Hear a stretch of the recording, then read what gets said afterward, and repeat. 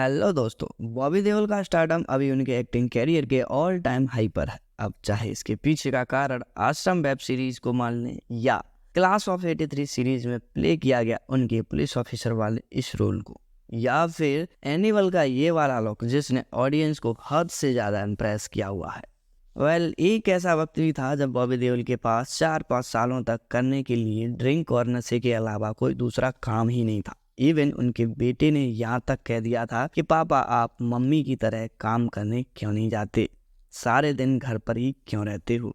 तो उनके साथ ऐसा क्या ही हुआ था कि बरसात, बिच्छू, बादल, सोल्जर, क्रांति, जुर्म जैसी लाइन से हिट फिल्में देने वाले चॉकलेटी बॉय अचानक से फिल्म मेकर्स की नापसंद कैसे बन गए। और ये जो लंबे ऊंचे कद के साथ कर्ली हेयर वाला हीरो जो लड़कियों के दिलों पर राज करता था, क्यों ही अचानक से फिल्मों से दूर चला गया। अगर आप भी जानने की इच्छा रखते हैं तो बने रहिए हमारे साथ। आज के खास वीडियो में हम बॉबी देओल के कमबैक पर बात करेंगे।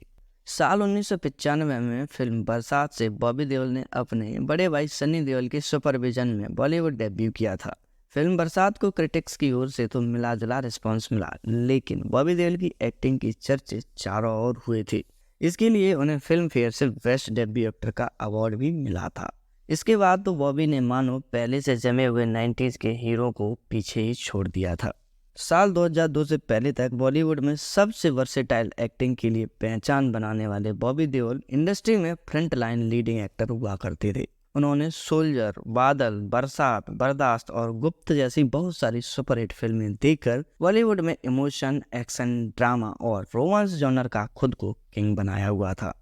लेकिन तभी अचानक से उन्हें काम मिलना बंद हो गया, क्योंकि 2002 के बाद उनकी फिल्में लाइन से फ्लॉप आने लगी थीं। अगर इन सभी चीज़ों को एनालाइज करने लग जाएं तो कई सारे रीजन निकल कर आते हैं। एक तो अब फिल्मों की स्क्रिप्ट पहले की तरह केवल मारधार वाली फिल्में जैसी नहीं रही थी, क्योंकि साल 2000 के बाद से ही बॉलीवुड में मोहब्बतें, कहो ना प्यार है जैसी एक्सपेरिमेंटल मूवी बनना शुरू हो गई थी। वहीं बॉबी देओल की छवि एक अलग तरह के एक्शन हीरो की बन गई थी। यही कारण था कि बॉबी देओल की यहाँ से टेंगो चार्ली, किस्मत, बर्दाश्त और थैंक यू जैसे बड़े बजट की फिल्में भी बॉक्स ऑफिस पर लुढ़क गई थीं, और यहीं से उनका डाउनफॉल शुरू हुआ था। अब बॉबी का वो स्टारडम धीरे धीरे जा रहा था। ऑडियंस के दिलों से उनके कर्ली हेयर, चॉकलेटी बॉय और गुस्से वाले फेस का क्रेज जा चुका था। कुछ ही टाइम बाद बड़े डायरेक्टर्स ने उन्हें अप्रोच करना ही बंद कर दिया। अब वे खुद से आगे आकर काम तो ढूंढ रहे थे, लेकिन कोई उन्हें काम नहीं दे रहा था। परेशान होकर बॉबी ने करियर को बचाने की कोशिश में वे फिल्में भी की जो न तो उनके जॉनर की थी और न ही उनकी एक्टिंग पर फिट बैठती थी। बजाय करियर बचाने के उन ऑफ बीट फिल्मों ने उनके करियर को और भी ज़्यादा गिरा दिया। 4 सालों तक इंडस्ट्री से एकदम अलग थलग सा हो जाना, शराब और नशे का ज़्यादा सेवन करना अब उनके गिरते करियर को दीमक की तरह खत्म कर रहा था। हालांकि बीच बीच में बॉबी को छोटे मोटे रोल मिले, लेकिन ये रोल उनके करियर को नहीं बचा पाए। इतना ही नहीं, बड़े भाई सन्नी की भी कई नाकाम कोशिशें बॉबी को उनका खोया स्टारडम नहीं दिला पाई। सोशल मीडिया और इंडस्ट्री में तमाम ऐसे रूमर्स फैल चुके थे जिन्होंने बॉबी देओल का एक्टिंग कैरियर खत्म बता दिया था। ऐसी खबरों ने बॉबी के गिरते कैरियर के ग्राफ को और भी ज़्यादा पुल डाउन किया। Over the time celebrity cricket league के दौरान बॉबी देओल की मुलाकात एक दिन सलमान खान से हुई। उन्होंने बॉबी देओल को एक बार फिर से फिल्में करने के लिए इन्फ्लुएंस किया। मौका मिलने पर बॉबी ने सलमान से ही काम के लिए हेल्प मांगी और फिर उन्होंने सलमान खान के साथ मिलकर रेस 3 की। हालांकि रेस 3 के रिव्यू अच्छे नहीं थे, लेकिन इस मूवी ने बॉबी देओल के लिए कमबैक के रास्ते खोल दिए थे।